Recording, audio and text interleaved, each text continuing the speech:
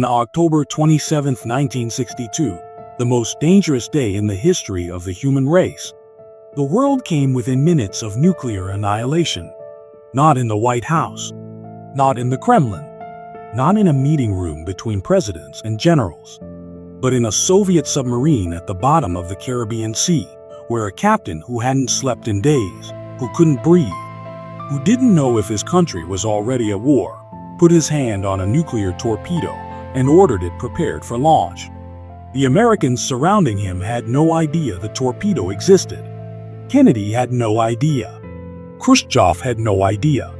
The entire world was watching the standoff between two superpowers on the surface, and nobody knew that three men in a suffocating metal tube beneath the waves were about to make a decision that would kill millions of people. One of those three men said no. His name was Vasily Arkhipov, and without him, you would not be watching this.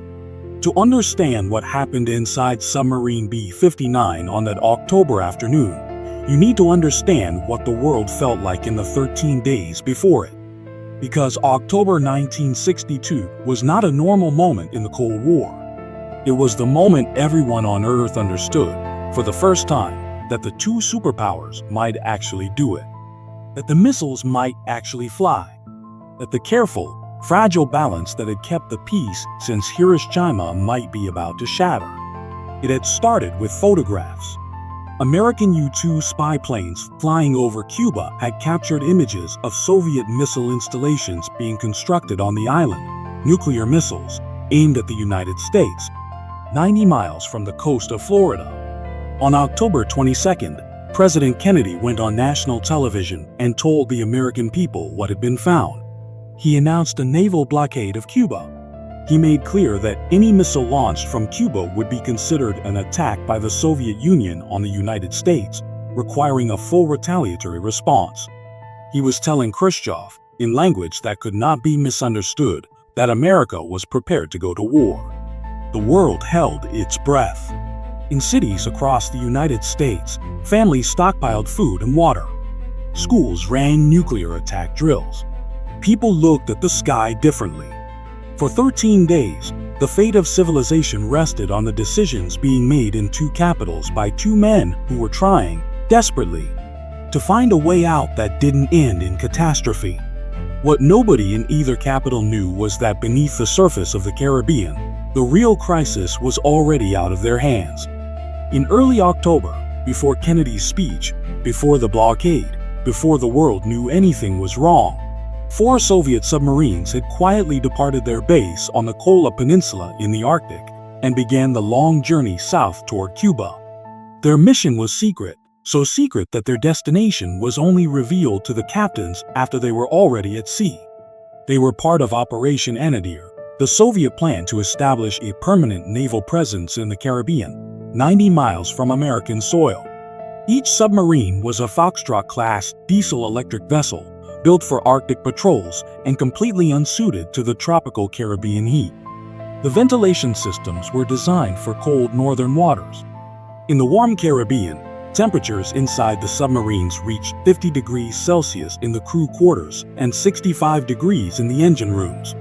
The men were sleeping in rotations because there wasn't enough breathable air for everyone to be active at once.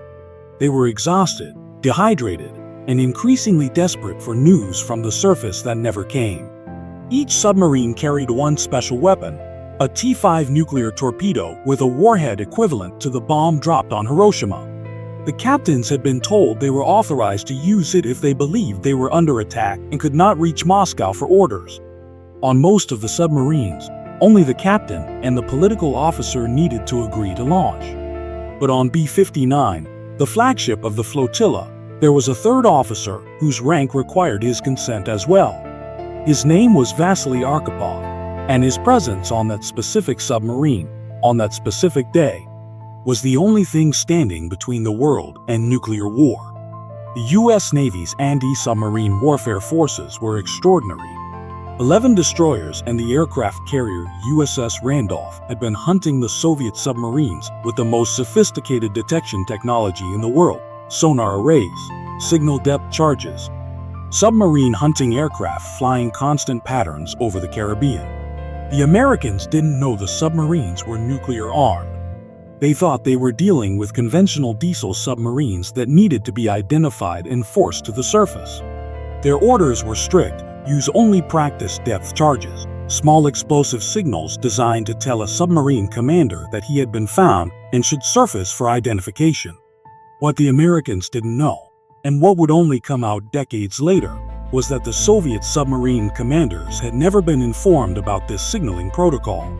When the depth charges exploded near their hulls, the Soviet captains didn't hear a polite request to surface.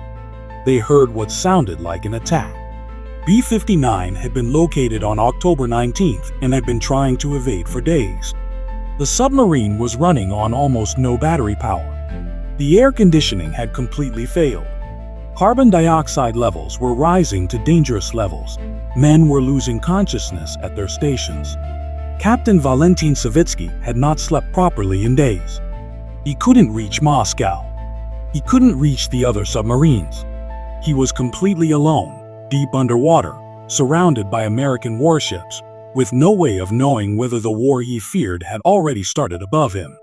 For 4 hours on October 27th, the Americans dropped depth charges around B-59, tightening the circle, increasing the pressure. Each explosion rattled the hull. Each explosion, to the men inside, sounded like another attack. And Savitsky, exhausted and furious and terrified, reached his breaking point. He summoned the officer assigned to the nuclear torpedo and ordered it assembled for battle readiness. According to the account later given by Naval Intelligence Officer Vadim Orlov, who was present on the submarine, Savitsky screamed, "Maybe the war has already started up there while we were doing somersaults here. We're going to blast them now. We will die, but we will sink them all. We will not disgrace our Navy." The political officer, Ivan Maslenikov, agreed. 2 of the 3 required votes were in favor of launching a nuclear torpedo at the American fleet surrounding them. 1 vote remained. Vasily Arkhipov said no. What happened in that room, in those minutes, has never been fully documented. Arkhipov later said almost nothing about it publicly. His wife said he rarely spoke of it, feeling the ordeal had never been properly appreciated. What we know is that he argued. He pushed back against Savitsky's rage with calm, methodical reasoning. He pointed out that they had no confirmation of war. He pointed out that the depth charges were small, too small for a real attack. He argued that surfacing and waiting for orders from Moscow was the right decision, that dying in a submarine was not the same as dying with honor. He talked Savitsky down from the edge. Eventually, late in the evening of October 27th, B-59 surfaced. The submarine emerged among American warships and helicopters, flying the Soviet flag. The crew was gone and barely functional. They had been underwater for days in conditions that should have broken them completely. An American destroyer approached. There were tense communications. And then, without a shot fired, B-59 was ordered back to the Soviet Union. The nuclear torpedo had never been launched. The war had never started. And nobody on the American side knew how close it had come. Robert McNamara, Kennedy's Secretary of Defense, didn't learn the full story until 2002, 40 years later, at a conference marking the anniversary of the Cuban Missile Crisis. When he heard what had happened inside B-59, he said simply, "We came very, very close. Closer than we knew at the time." Historian Arthur Schlesinger Jr., who had been an advisor to President Kennedy during the crisis, went further. He called the incident on B-59 not just the most dangerous moment of the Cuban Missile Crisis, but the most dangerous moment in all of human history. Think about what that means. Not the most dangerous moment of the Cold War. Not the most dangerous moment of the 20th century. The most dangerous moment in the entire recorded history of the human race. And it happened in a submarine that the President of the United States didn't know existed, carrying a weapon he didn't know was there, commanded by a man who almost fired it, stopped only by one officer who refused to agree. Vasily Arkhipov returned to the Soviet Union and continued his naval career. He was never publicly recognized for what he had done. The story was classified for 40 years. His wife later said he felt the ordeal had never been appreciated, that what he had prevented had simply been buried and forgotten by the system he had served. He died in 1998, 1 year before the story became widely known in Russia, and 4 years before the world found out at that conference in Havana. In 2017, 55 years after the event, the Future of Life Institute presented him posthumously with their first ever award, recognizing exceptional measures taken to safeguard the collective future of humanity. His daughter collected the prize. Former UN Secretary General Ban Ki-moon spoke at the ceremony. The citation described Arkhipov as a man who, in a moment of maximum pressure, with every circumstance pushing him toward catastrophe, chose restraint. One vote, one man, one decision made in a hot, airless, terrifying metal tube at the bottom of the Caribbean Sea. The world is still here because of it. This is Declassified Vault. A new file opens every week. Subscribe, because what comes next will surprise you.